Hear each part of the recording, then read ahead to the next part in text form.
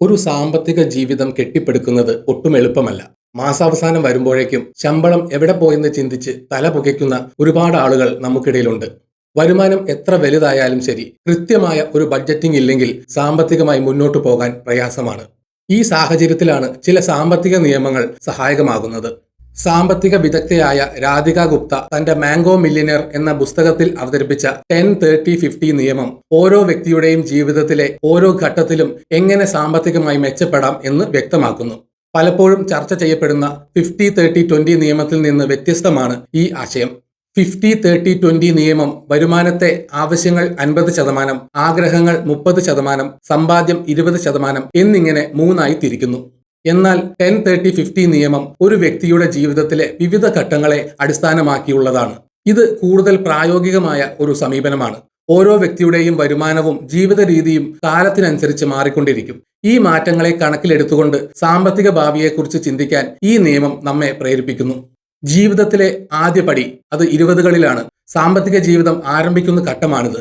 ഒരു ജോലിക്കാരനെ സംബന്ധിച്ച് 20 വയസ്സുകൾ മുതൽ 30 വയസ്സുകൾ വരെയുള്ള കാലഘട്ടം വരുമാനം കുറവായിരിക്കും. പുതിയൊരു കരിയർ ആരംഭിക്കുന്ന സമയമായതുകൊണ്ട് അധികം സാമ്പത്തിക ബാധ്യതകൾ ഉണ്ടാവാൻ സാധ്യതയില്ല.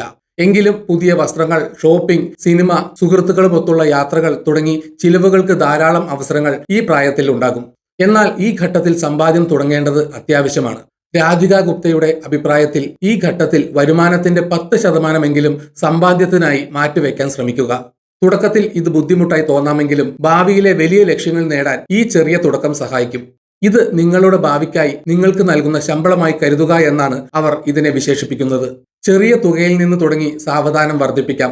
ഉദാഹരണത്തിന്, നിങ്ങളുടെ പ്രതിമാസ വരുമാനം 25,000 ആണെങ്കിൽ അതിന്റെ 10%-ആയ 2,500 എങ്കിലും നിങ്ങൾ സേവ് ചെയ്യാൻ ശ്രമിക്കണം. ഈ തുക നിങ്ങൾക്ക് ഒരു സിസ്റ്റമാറ്റിക് ഇൻവെസ്റ്റ്മെന്റ് പ്ലാൻ അല്ലെങ്കിൽ റിക്കറിംഗ് ഡെപ്പോസിറ്റായി നിക്ഷേപിക്കാം. തുടക്കത്തിൽ ചിലപ്പോൾ ഇതിനും സാധിക്കില്ലായിരിക്കാം. അങ്ങനെയെങ്കിൽ 1% തുടങ്ങി പതിയെ പതിയെ വർദ്ധിപ്പിക്കുക. ഈ ഘട്ടത്തിലെ ഏറ്റവും വലിയ പ്രാധാന്യം എത്ര രൂപ സേവ് ചെയ്യുന്നു എന്നതിലല്ല, മറിച്ച് സേവ് ചെയ്യുന്ന ശീലം വളർത്തുന്നു എന്നതിലാണ്.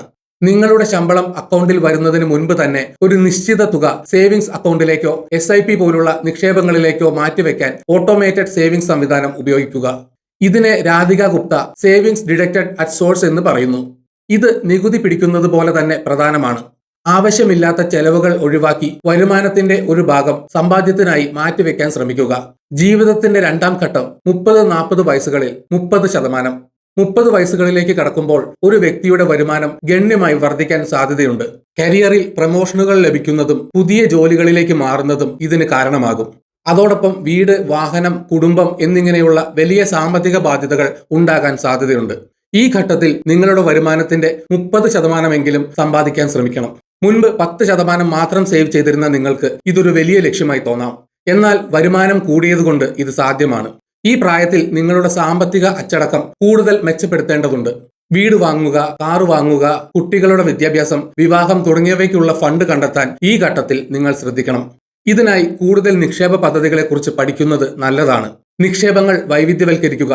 വെറും സേവിങ്സ് അക്കൗണ്ടിൽ പണം സൂക്ഷിക്കുന്നതിന് പകരം മ്യൂച്വൽ ഫണ്ടുകൾ, ഓഹരികൾ, ഫിക്സഡ് ഡെപ്പോസിറ്റുകൾ, റിയൽ എസ്റ്റേറ്റ് തുടങ്ങിയ വിവിധ നിക്ഷേപ മാർഗങ്ങളെക്കുറിച്ച് മനസ്സിലാക്കുക. റിസ്ക് എടുക്കാൻ തയ്യാറുള്ളവർക്ക് ഇക്വിറ്റി മ്യൂച്വൽ ഫണ്ടുകളിലോ ഓഹരികളിലോ നിക്ഷേപിക്കാം. കടം നിയന്ത്രിക്കുക.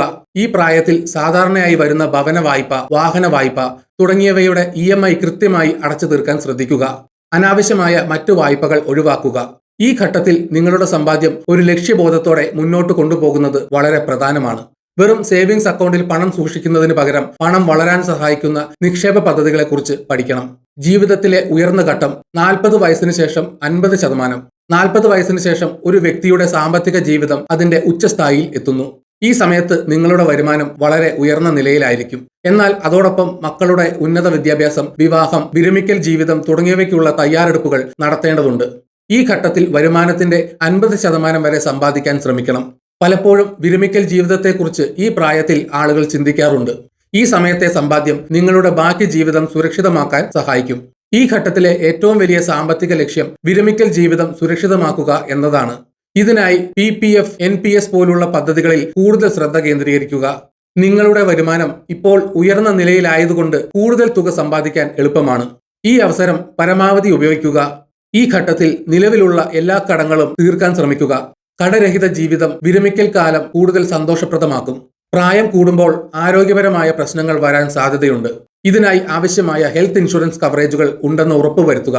സാമ്പത്തിക കാര്യങ്ങളെക്കുറിച്ച് സംസാരിക്കുമ്പോൾ സാധാരണ കേൾക്കുന്ന 2 നിയമങ്ങളാണ് 10-30-50യും 50-30-20യും. ഇവ രണ്ടും സാമ്പത്തിക അച്ചടക്കം പഠിപ്പിക്കുന്നുണ്ടെങ്കിലും ഇവയുടെ സമീപനം വ്യത്യസ്തമാണ്. ഇത് നിങ്ങളുടെ നിലവിലെ വരുമാനം എങ്ങനെ വിഭജിക്കണം എന്ന് പറയുന്നു. ചുരുക്കത്തിൽ 50-30-20 നിയമം ഒരു സ്ഥിരമായ സമീപനമാണ്. എന്നാൽ 10-30-50 നിയമം ഒരു ചലനാത്മകമായ സമീപനമാണ്. 10-30-50 നിയമം ഒരു വ്യക്തിയുടെ ജീവിതത്തിലെ യഥാർത്ഥ സാഹചര്യങ്ങളുമായി കൂടുതൽ യോജിച്ചു പോകുന്നു. സാമ്പത്തിക ആസൂത്രണം എന്നത് വളരെ സങ്കീർണമായ ഒന്നായി ആളുകൾക്ക് തോന്നാറുണ്ട്. എന്നാൽ 10-30-50 പോലുള്ള ലളിതമായ നിയമങ്ങൾ പിന്തുടരുന്നത് വഴി ആർക്കും സാമ്പത്തിക സ്വാതന്ത്ര്യം നേടാൻ കഴിയും. ഇത് ഒരു നീണ്ട യാത്രയാണ്. എന്നാൽ ഓരോ ചുവടും ശ്രദ്ധയോടെ വെച്ചാൽ ലക്ഷ്യത്തിലെത്താൻ സാധിക്കും. ഇത് ഏതെങ്കിലും തരത്തിലുള്ള സാമ്പത്തിക ഉപദേശമായി കണക്കാക്കരുത്. നിക്ഷേപം നടത്തുമ്പോൾ ഒരു സാമ്പത്തിക വിദഗ്ധന്റെ സഹായം തേടുന്നതാണ് ഉചിതം. ഈ വീഡിയോ ഇവിടെ വെച്ച് നിർത്തുന്നു. നിങ്ങൾക്ക് വീഡിയോ ഇഷ്ടപ്പെട്ടെങ്കിൽ ലൈക്ക് ചെയ്യുക. ചാനൽ സബ്സ്ക്രൈബ് ചെയ്തിട്ടില്ലെങ്കിൽ മറക്കാതെ സബ്സ്ക്രൈബ് ചെയ്യണം. നിങ്ങളുടെ വിലയേറിയ അഭിപ്രായങ്ങൾ കമന്റിൽ രേഖപ്പെടുത്തണം. നോട്ടിഫിക്കേഷൻ ബെൽ ബട്ടൺ അമർത്താൻ മറക്കരുത്. മറ്റൊരു വീഡിയോയുമായി വീണ്ടും കാണാം. ജയ് ഹിന്ദ്.